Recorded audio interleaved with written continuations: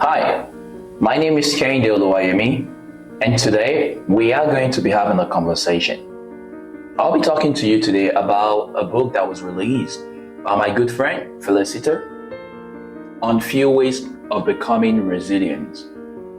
I understand in life we do go through ups and downs, disappointment, setback, traumatic events, and we all intend to handle it differently.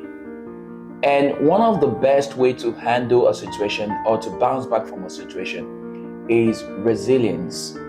Resilience is a masterpiece that help your brain to be free from creating any depression or anxiety, bounce back from a traumatic event. Okay, and one of the recent situation I've seen in current society is divorce that has caused a lot of people to feel the need of not getting married anymore. And the reason for that is because divorce has created a traumatic lifestyle, depression, anxiety in many people's life in today's world. Because people are finding it difficult to tolerate each other. They don't want to be with each other. Some of us are selfish to the point whereby we are blocked to listen to our partner needs and wants.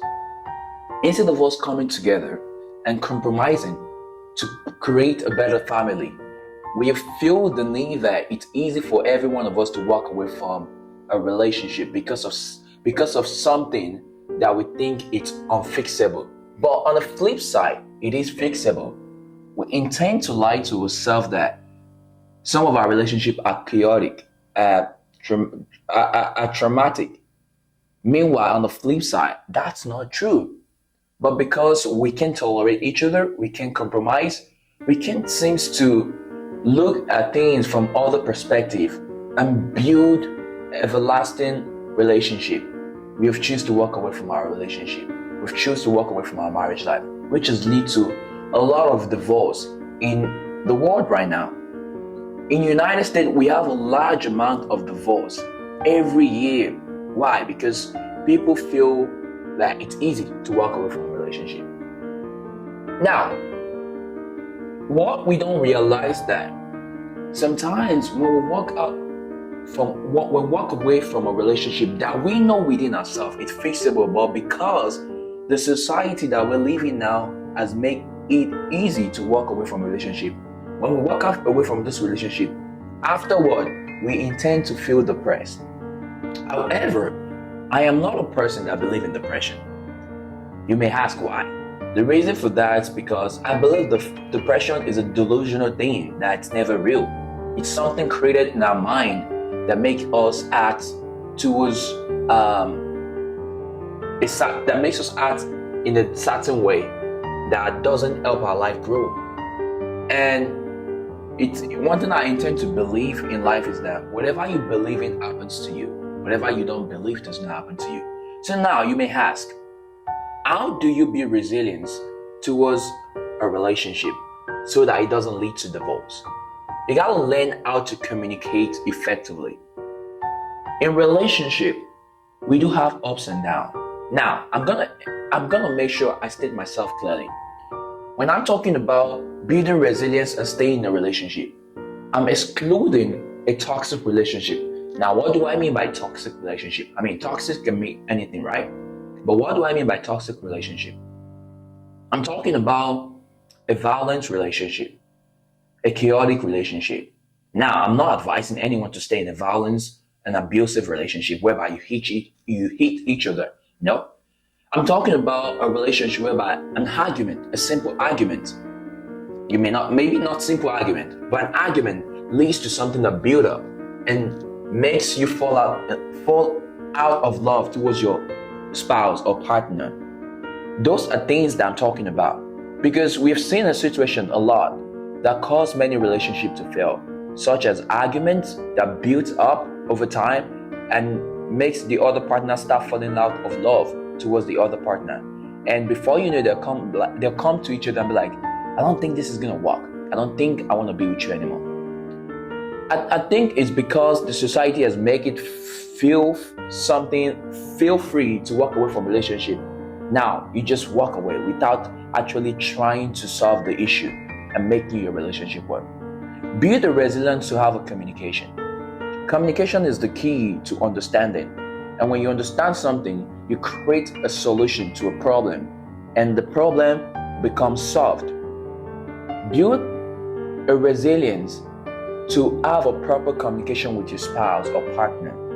When things are going the wrong way, things that you feel uncomfortable doing, things that you feel like your partner say that doesn't make you feel comfortable, talk to your partner. When you have a communication with your spouse, you get to see the perspective of one another. You see where he did something wrong or where she did something wrong, or where you guys can adjust and move on. Now, the second one, learn to forgive each other.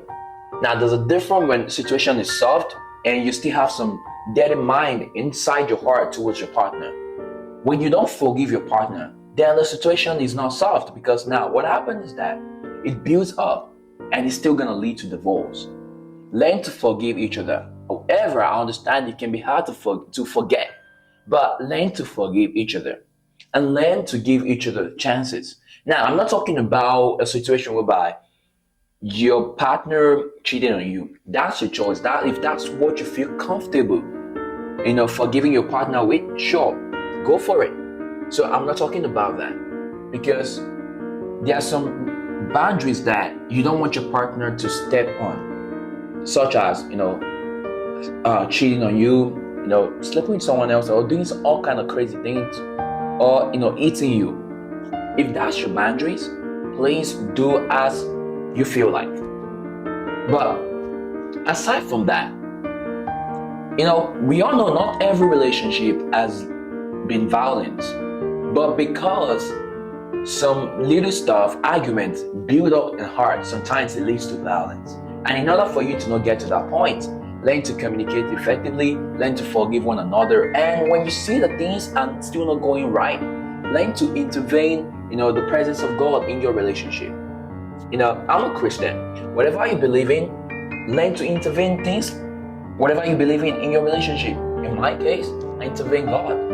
If I know that when you get married to your spouse, you guys took a vow, and the vow are made by God.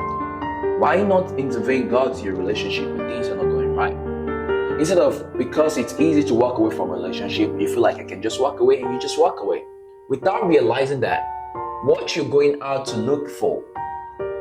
I'm telling you one true thing right now. It's difficult out there to get a genuine partner again. So before you walk away from a relationship, ask yourself this question. Is this fixable? Whatever the issue is. If it's fixable, give it a try. Try your possible best and try your best to fix it. But if it's not fixable, you walk away. However, do I believe things are unfixable? No. I believe things are fixable. I intend to agree that when things seems to look like it's unfixable or it can be fixed, it's because of one person or both person. So in order to make things work, it has to be either both person making things work or one person is not trying to make it work. So when things are not fixable, it's either one of you or both of you. So don't just walk away from a relationship. And sometimes I do not believe in therapy, but hey, do what works for you. If you feel like you need to involve therapy towards your relationship, your marriage life, do so before you walk away. Guys, I want you to go buy this book, Few Ways of Becoming Resilient. It's an amazing book. We're gonna talk about this book for a few months to come, because it's gonna be a series of podcasts. Guys, enjoy this episode, and I'll see you in the next episode. Peace.